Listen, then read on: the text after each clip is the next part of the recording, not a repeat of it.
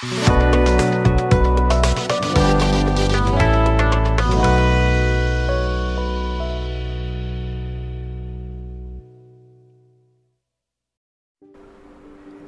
জমিদার বাড়ি বাংলাদেশের ঢাকা বিভাগের টাঙ্গাইল সদর থেকে প্রায় 18 কিলোমিটার দূরে প্রায় 8 একর জায়গা জুড়ে এই মহেরা জমিদার বাড়ি বিস্তৃত। ঢাকা টাঙ্গাইল মহাসড়কে নাটিয়াপাড়া বাজার হতে আনুমানিক 4 কিলোমিটার পূর্বে মহেরা জমিদার বাড়ি অবস্থিত।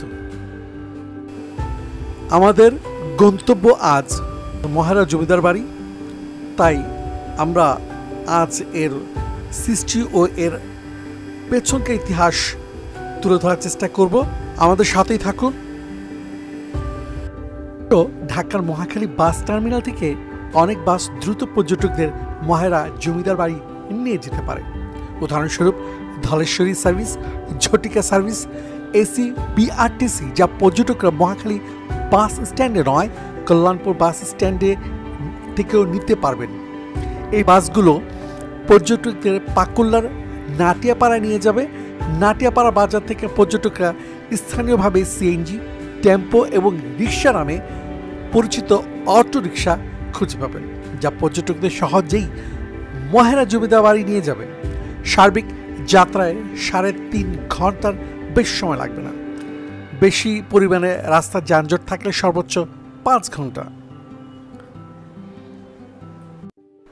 তাই আমরা ঢাকার আজিমপুর থেকে মোটর সাইকেলে করে ঢাকা টাঙ্গাইল মহাসড়ক দিয়ে যাচ্ছি। মহাসড়কটি এখন অত্যন্ত মসৃণ, তাই মোটর সাইকেল দিয়ে দ্রুত গতিতেই চলছি। এটি মহেরা রেল স্টেশন।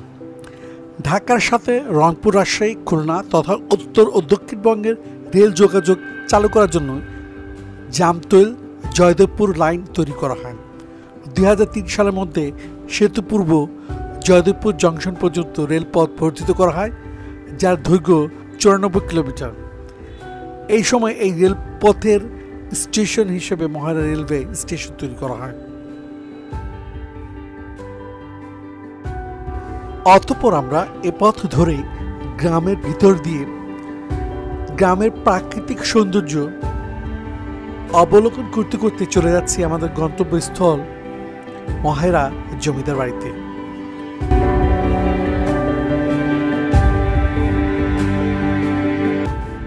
আমরা পৌঁছে গেলাম আমাদের গন্তব্যস্থল মহেরা জমিদার বাড়িতে।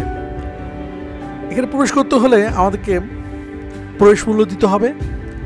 আমরা আমাদের বাইকটা স্ট্যান্ড করে অতঃপর আমরা মহেরা জমিদার বাড়িতে প্রবেশ করব। প্রতিটি টিকিটের মূল্য জনপ্রতি 80 টাকা। কাউন্টার থেকে টিকিট নিয়ে টিকিট কাউন্টারের পাশে ছোট একটি দরজা দিয়ে ঢুকে পড়লাম মহেরা জমিদার বাড়িতে। 1890 দশকের পূর্বে স্পেনের কর্ডোভা নগরীর আদলে জমিদার বাড়িটি প্রতিষ্ঠিত হয়েছিল। স্বাধীনতা যুদ্ধে পাক বাহিনী মহেরা জমিদার বাড়িতে হামলা করে এবং জমিদার বাড়ির কুলবধূ সহ 5 জন গ্রামবাসীকে নির্মমভাবে গুলি করে হত্যা করে। পরবর্তীতে তারা লৌহজং নদীর নৌপথে এই দেশ ত্যাগ করেন। এখানেই তখন মুক্তিবাহিনীর ক্যাম্প স্থাপন করা হয়েছিল। এই জমিদার বাড়িটি পুলিশ ট্রেনিং স্কুল হিসেবে প্রতিষ্ঠার উদ্যোগ গ্রহণ করা হয় 1972 সালে এবং পুলিশ ট্রেনিং স্কুলকে পুলিশ ট্রেনিং সেন্টারে উন্নীত করা হয় 1990 সালে। এই জমিদার বাড়ির সামনে প্রবেশ পথের আগে রয়েছে বিশাখা সাগর নামে বিশাল এক দিঘি এবং বাড়িতে প্রবেশের জন্য রয়েছে 2টি সুরম্য গেট। এছাড়া মূল ভবনের পেছনের দিকে পাঁচরা পুকুর ও রানী পুকুর নামে আরও 2টি পুকুর রয়েছে এবং শোভাবর্ধনে রয়েছে সুন্দর ফুলের বাগান।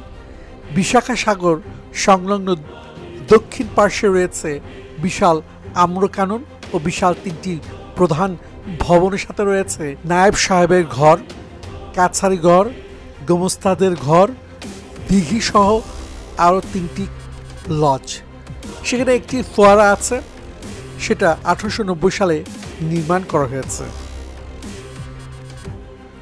প্রকৃতির অনিন্দ্য নিকেতন মহেরা জমিদার বাড়ি অপরূপ সৌন্দর্যে নয়নাভিরাম।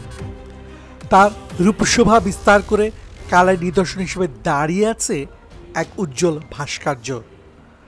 নিবৃত পল্লীতে ছায়া ঘেরা পাখি ডাকা নির্মল নির্ঝর শান্ত পরিবেশ আকুল করে দর্শকদের। আগন্তুককে একবার নয় বারবার এই সৌন্দর্য দেখার হাতছানি দিয়ে আমন্ত্রণ জানায় এখানকার রকমারি দেশি বিদেশি ফুলের সমারোহ ও সুশোভন বাহারি পাতাবাহার দ্বারা বেশ পরিবেষ্টিত ফুলের বাগান। গাছে গাছে সকাল সন্ধ্যা পাখির কল কাকলিতে মুখর সৌম্য শান্ত কোলাহলমুক্ত পরিবেশ আপনাকে দিবে এক অন্যরকম ভ্রমানুভূতি। চারিদিকে নানা বৈচিত্র্যের ফুলের বর্ণ ও গন্ধের সমারোহ যেন নিবেদিত পুষ্পার্ঘ, এক কথায় যেন ধরায় স্বর্গধাম। ধারণা পাওয়া যায় স্পেনের কর্ডোবা নগরীর আদলে ভবনসমূহ প্রতিষ্ঠিত হয়েছিল। কালের বিবর্তনে ফুলে ফলে পত্রপল্লবে শোভিত হয়ে উঠে কালের সাক্ষী এই দৃষ্টিনন্দন জমিদার বাড়ি। 1890 দশকের পূর্বে জমিদার বাড়িটির পত্তন ঘটে। কালীচরণ সাহা ও আনন্দ সাহা নামে দুই ভাই কলকাতায় লবণ ও ডালের ব্যবসা করে প্রচুর টাকা পয়সা রোজগার করে চলে আসেন মহেরা গ্রামে। মহেরা গ্রামে তারা 1174 শতাংশ জমির উপর এই সুবিশাল বাড়িটি নির্মাণ করেন। বাড়ি নির্মাণ করার পর তারা মহেরা গ্রামের গরিব মানুষের কাছে টাকা দাদন খাটাতে থাকেন এবং এলাকার প্রভূত উন্নতি করেন। পরে ব্রিটিশ সরকার জমিদারি প্রথা চালু করলে কালীচরণ সাহা ও আনন্দ সাহার ছেলেরা করটিয়ার 24 পরগনার জমিদারদের কাছ থেকে একটি অংশ বিপুল অর্থের বিনিময়ে কিনে নেয়। শুরু হয় জমিদারি। কালীচরণ সাহা ও আনন্দমোহন সাহার উত্তরাধিকারী রাজেন্দ্র রায় চৌধুরী পর্যায়ক্রমে জমিদারি পরিচালনা করেন। এই শাসকরা এলাকায় বিদ্যালয়, রাস্তাঘাট, পানির ব্যবস্থা সহ অনেক জনকল্যাণমূলক কাজ করেন। এখানে আছে বড় বড় 3টি ভবন আর কাছারি বাড়ি। এই ভবনগুলো এবং কাছারি বাড়ির নাম মহারাজ লজ, আনন্দ লজ, চৌধুরী লজ এবং কালীচরণ লজ। আরও আছে আত্মীয় স্বজন কর্মচারীদের থাকার বাড়ি এবং প্রার্থনার জন্য মন্দির। এখানে ছিল বিশাল বিশাল স্থাপনা। নগর সাওয়ালি ছাড়াও বাংলাদেশের বিভিন্ন জায়গায় ছড়িয়েছিল তাদের বাণিজ্যিক কর্মকাণ্ডের বিস্তার।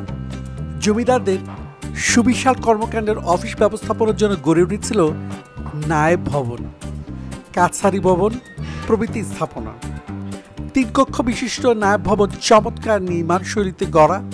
3 কক্ষ বিশিষ্ট কাছারি ভবনের স্থাপত্য শৈলীও প্রাণ জুড়ায়। অপর গোমস্তা ভবনও সুপ্রাচীন স্থাপত্য শৈলীতে নির্মিত। জমিদার কুলের নায়েব গোমস্তা প্রভৃতি দাপ্তরিক ব্যক্তিবর্গ এই সকল ভবনে বসে দাপ্তরিক কর্ম সম্পাদন করতেন। বিশাখা সাগর সংলগ্ন দক্ষিণ পাশে বিশাল আম্রকানন, ফজলি, ড্যাংরা, গোপালভোগ সহ দেশি বিভিন্ন প্রজাতির আম্রবৃক্ষ শোভা পাচ্ছে। আম্রকানন ব্যতীত বর্তমান পিটিসির প্রায় 44 একর জমিতে সর্বত্র ছড়িয়ে ছিটিয়ে আছে নানা বৈচিত্র্য ফলের সমারোহ।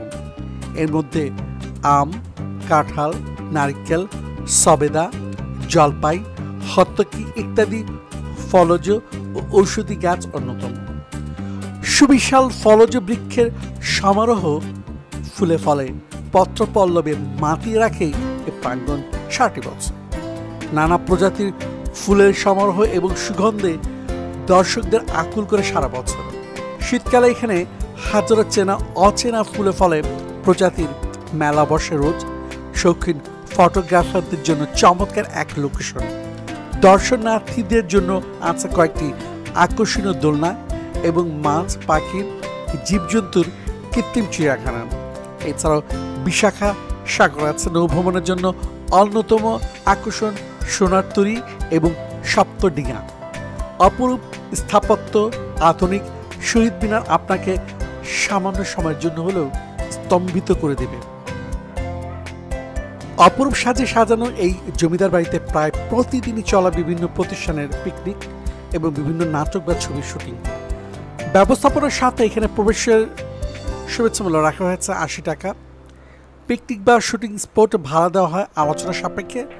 আর খাবার ও পানীয়ের জন্য আছে স্বল্প মূল্যের ক্যান্টিন সুবিধা। আগেই অর্ডার দিলে আপনার পছন্দের মেনু অনুযায়ী যে কোনো খাবার সরবরাহ করা হয়।